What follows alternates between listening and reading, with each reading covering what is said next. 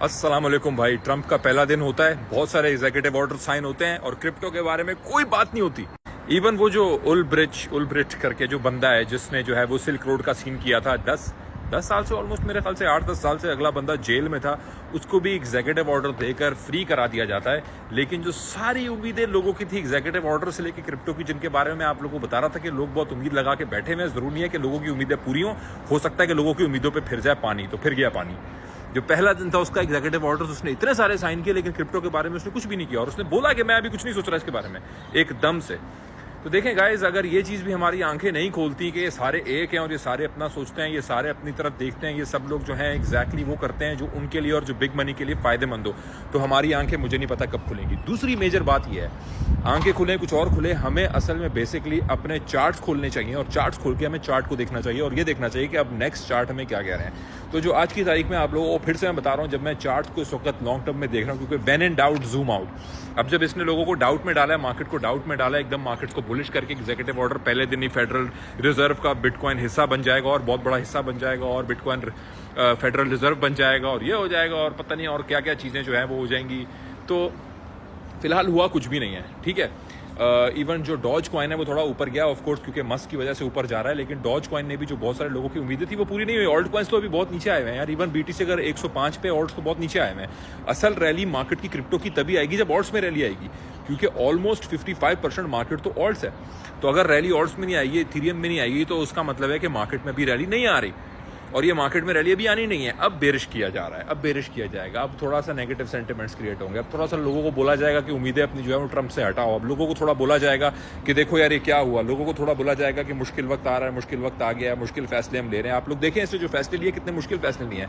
आते ही इसने जो एग्जीक्यूटिव ऑर्डर साइन किए हैं, बड़े इसने अनपॉपुलर, बड़े मुश्किल वो फैसले किए हैं जो अगर कोई और करता है इस बगैर पॉपुलैरिटी की, तो उसके खिलाफ बहुत बड़ा जो है वो एक महाज खड़ा होता है, उसके खिलाफ बहुत बड़ी उसको जो है ना वो फायर का सामना करना पड़ता है। लेकिन क्योंकि इतना पॉपुलर लोग आए हैं, इनको इतना पॉपुलिस्ट वोट मिला है, इस वजह से अभी जो और भी मुश्किल फैसले इन्होंने करने होंगे, जो दूसरे तीसरे हफ्ते करने होंगे, उनके ऊपर भी लोगों को इतने रद्द अमल नहीं आएगा जितना इनके इस फैसले के ऊपर आ सकता था। अगर कोई और करता और ये ट्रंप और ट्रंप की एडमिनिस्ट्रेशन ना करती, तो कोई और करता तो वो रद्द अमल बहुत बुरा आता।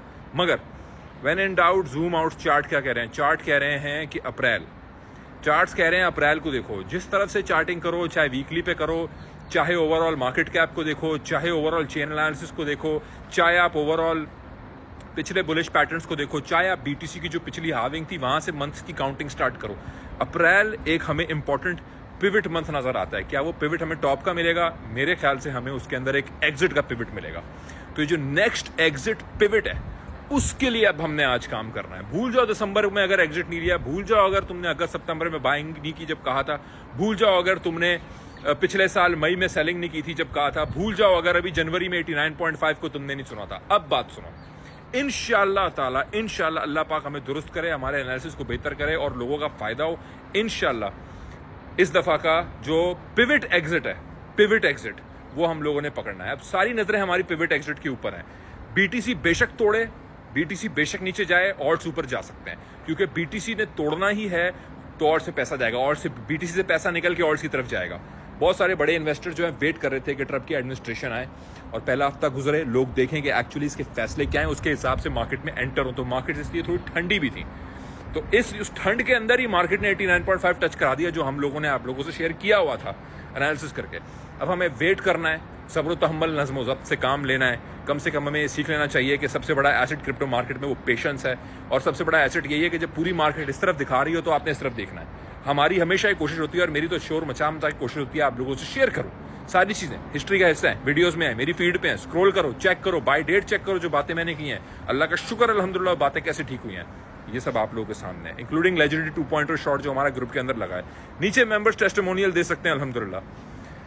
तो अब हमें लास्ट पिविट एग्जिट, जो हमारा नेक्स्ट पिविट एग्जिट है, हमने उसकी तरफ सिर्फ अपनी आंखें ताननी है। किस पॉइंट्स पे होता है, क्या होता है, it is too early to say. मैं अभी आप लोगों को ये नहीं बता सकता, मैं अभी आप लोगों को नहीं कह सकता कि वो पिविट एग्जिट की प्राइस पॉइंट्स क्या हैं, प्राइस टारगेट्स क्या हैं, it is too early to say. लेकिन मैं आप लोगों को जरूर बता सकता हूँ कि ये पिविट एग्जिट हमारे लिए बहुत ही जरूरी पिविट एग्जिट होगा।